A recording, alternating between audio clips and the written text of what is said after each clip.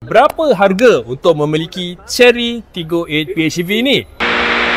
Bila dah berfamily ni, banyak benda kena fikir. Bawa anak lah, bawa barang lah. Lagi sekarang, ada lagi tambah Budi 95. Ini dia model Chery Tiggo 8 PHEV di mana korang tak perlu risau macam mana korang nak spend Budi 95 korang tu. Sama seperti Tiggo 7 PHEV, model ini dikuasakan enjin hybrid 1.5 liter turbo bersama transmisi DHT yang hasilkan kuasa keseluruhan 279 PS dan 365 Nm. Dengan tank 60 liter, korang hanya bayar kurang dari RM120 untuk satu tangki penuh, di mana Tiggo 8 PHEV ni mampu pergi sejauh 1200 km.